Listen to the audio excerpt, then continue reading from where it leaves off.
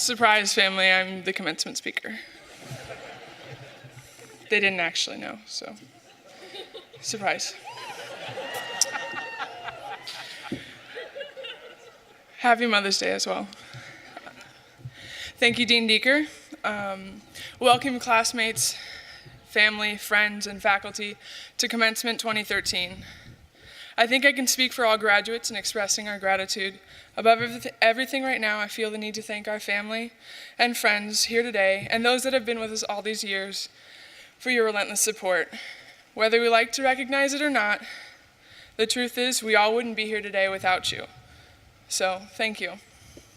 Thank you for cheering us up all those times we called home thinking we were going to fail and didn't. Thank you for all your financial support, especially now, while most of us try to figure out how we can be fiscally responsible and still afford to drink on Tuesday and Saturday. But most importantly, parents, thank you for bringing us into this world. I don't know if I've ever formally thanked my parents for being so selfless, but now seems like no better a time. So thank you. This life is great. We have the greatest professors in all of academia. I know, given that this is my 4th undergraduate institution, which means I've been around the block and back. The faculty here are truly special. One faculty member in particular, I've spent quite a bit of time with. Many hours of lecture, 2.5 weeks of research in Belize, and another month continuing research in his lab. He has become like a second father to me, and I feel so privileged to join him today on this special day to give this commencement address. We felt there was no better way to express the uniqueness of the faculty-student relationship at Cornell than to give the speech together. So I'd like to introduce Craig Tepper, professor of biology, and my friend. Craig, will you please join me on the podium? Round of applause, please. This man is awesome. Daddy!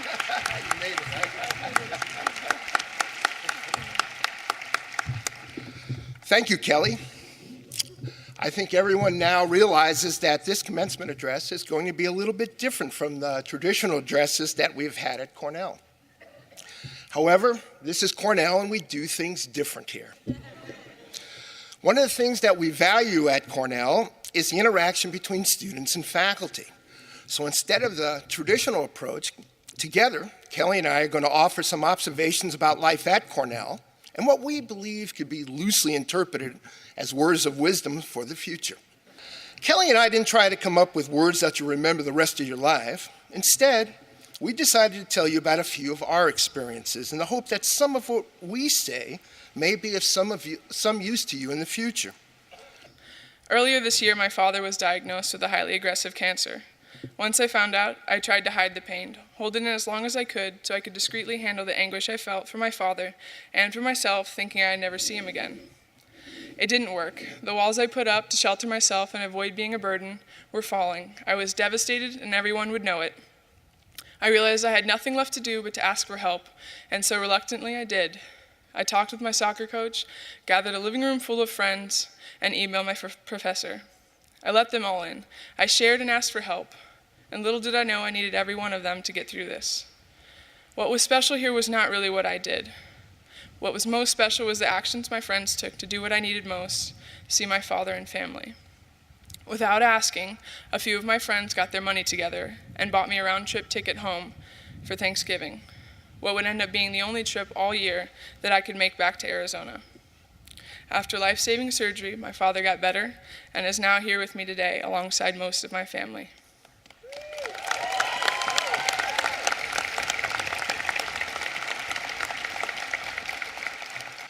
One of my defining moments occurred when I was an undergraduate as well. I stumbled upon what I loved to do early in life. However, when I left college, I wasn't sure how to achieve my goal. As an undergraduate, no one ever sat down and discussed my future. In fact, at a large university, very few professors even talked to me. When you're in college, it's pretty clear what you have to do to succeed. I imagine every one of you knew exactly how many credits you needed to graduate and what courses you needed to take to complete your graduation requirements this year. The unfortunate and truly exciting thing about your life is that once you leave Cornell, there is no core curriculum or syllabus. Life is more of an elective. The paths are infinite, and the results are uncertain. Some of you have a clear picture of what you want to do, what you want to accomplish. Some of you don't.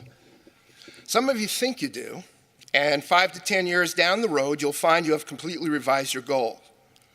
Remember, college is something you complete, and life is something you experience, so there's no need to worry about grades anymore. My students will like that. Success in life is defined in a myriad of ways. Find something that you really believe in is unique to you, something you cannot live without. I'm hoping you'll find a defining moment in your life when you know. And sometimes things don't work, but you'll probably learn more from failure than success. The lessons may be that happiness lies in not achieving your dreams, but chasing them. To the class of 2013, I hope you find happiness, health, and success. Have passion for what you want to achieve in life, then create a vision for that passion and go for it. Who knows where to lead? It really doesn't matter, because if you enjoy what you're doing, you've achieved happiness.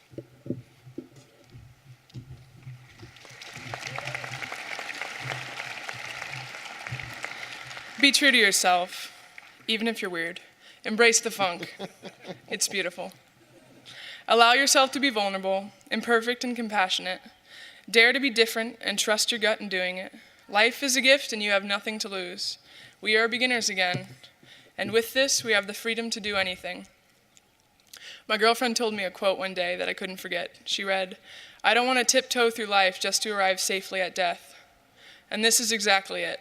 If I have to arrive, I instead want to arrive, run into death, winded, gasping for breath, telling him how crazy it is out there. Say, look, no, listen. You have to, look. It's crazy, it's wild. Okay, fine, I'll go with you. And lastly, some friends and I created this call over the summer, which developed into a bit of a school-wide thing. It's a call that allows the recipient to know you see them and that you share something more unique than knowing each other's names. And I absolutely feel this way about you guys. You are my friends. So if you would please join in. Ah!